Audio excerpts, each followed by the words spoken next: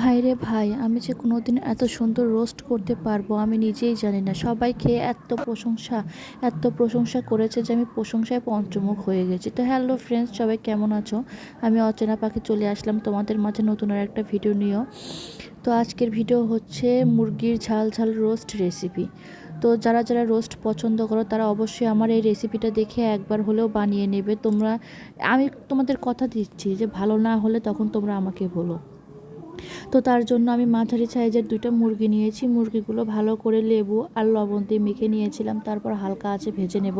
অবশ্যই হালকা হালকা করে ভাজবে, বেশি লাল করে ভাজলে কিন্তু এটা শক্ত হয়ে যাবে, তখন কিন্তু রোস্ট খেতে ভালো লাগবে না।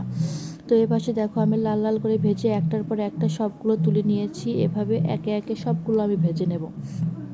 আর মুরগির যে গলা গিলা মিটে থাকে সেগুলো আমি মনে করো ভেজে নেব, এর ভেতরেই দিয়ে দেবো। রোস্টের ভেতরে মশলা দিয়ে খেতে ভালো লাগে। ওগুলো এক্সট্রা ফ্রিজে রাখলে দেখবে পরে আর খেতে ভালো লাগে না। অবশ্যই তোমরা তোমরা যারা যারা খাও এভাবে করবে, না হলে এগুলো রেখে দেবে, পরবর্তীতে ব্যবহার করে খেতে পারবে। তো মুরগিগুলো ভাজা হওয়ার পর এখানে আমি গোটা গরম মশলাগুলো দিয়ে দিচ্ছি। সাথে আছে তেজপাতা আর শুকনো জিরা। সম্বারা দেওয়ার পর আমি কিছু পেঁয়াজ দিচ্ছি। আর এখানে রোস্টের মশলা ব্যবহার করি আমি রাঁধুনিতে ব্যবহার করলে এত টেস্ট হয় যা বলার মতো না। আর তোমরাও অবশ্যই রাঁধুনি ব্যবহার করে এই মশলাটাই করবে, তাহলে খেতে অনেকটা টেস্ট হবে। সেজন্য আমি অল্প করে সব বাটা মশলা দিয়েছি, যেমন পেঁয়াজ বাটা, রসুন বাটা, আদা, জিরা, সাথে একটু শুকনো ঝালের গুঁড়া, যেহেতু আমি ঝাল ঝাল রোস্ট করব। এর ভেতরে একটু বাদাম বাটা, সব কিছু অল্প করে দিয়েছে, যেহেতু রোস্টের মশলার ভেতরে সব থাকেই, তাই বেশি দেওয়ার প্রয়োজন হয় না। বেশি দিলে খেতে অতটা স্বাদও হবে না। তো এ পাশে পেঁয়াজ লাল করে ভাজার পর আমি সবগুলো মশলা দিয়ে দেখো তেল ছাড়া আসা পর্যন্ত অপেক্ষা করছি। আর মশলাগুলো কষানো হবে কিভাবে, তোমরা বুঝবে কিভাবে? অবশ্যই তোমরা যখন মশলাগুলোতে তেল ছেড়ে আসবে তখন বুঝবে তোমার যে মশলাটা কষানো হয়ে গেছে। এ পাশে আদা জিরা সব কাঁচা গন্ধ শেষ হয়ে গেলে তার ভেতরে আমি ফেটানো টক দইয়ের সাথে যে মশলাটা মিক্স করে রেখেছিলাম সেটা দিয়ে দিয়েছি, একসাথে দিয়ে দিয়েছি, আমি আলাদা আলাদা করে দিই না। আর এই সম্পূর্ণ রোস্ট আমি এভাবে হালকা আঁচে রান্না করে নেব। অবশ্যই হালকা আঁচে রান্না করে নেবে, তাহলে মশলাগুলো পুড়ে যাওয়ার ভয় থাকে, খেতে ভালো লাগে না।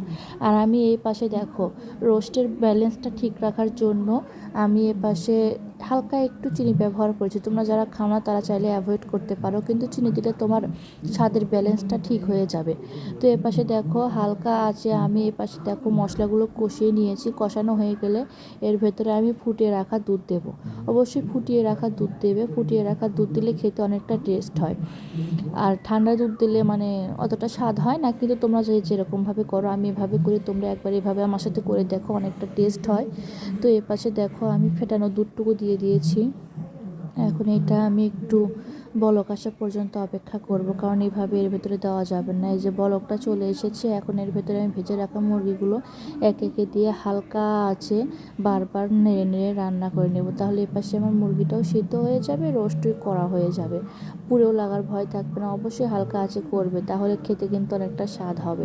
আর যেহেতু আমি রোস্ট বাড়ির সবাই খাবে, আমাদের বাড়ির কেউ মনে করে একদম গায়ে মাখা রোস্ট পছন্দ করে না, আমি হালকা একটু ঝোল রাখবো, বেশি রাখবো না, হালকা ঢেকে দিয়ে হালকা আছে আমি বারবার সিদ্ধ করে নেব। তার ভেতরে আমি নামানোর আগে কয়েকটা কাঁচামরিচ ছেড়ে দিচ্ছি, তাহলে কাঁচামরিচের ফ্লেভারটা আসবে, অনেকটা খেতে টেস্ট হবে।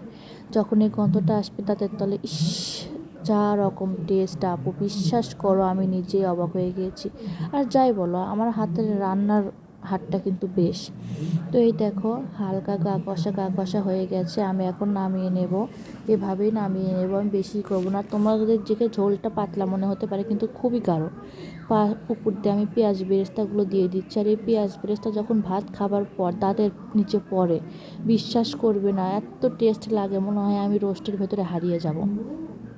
সবাই খেয়ে অনেক প্রশংসা করেছে, আপনাদের ভাইও খেয়ে অনেক প্রশংসা করে। ধন্যবাদ সবাইকে ভিডিওটা দেখার জন্য। ভালো লাগলে শেয়ার করুন।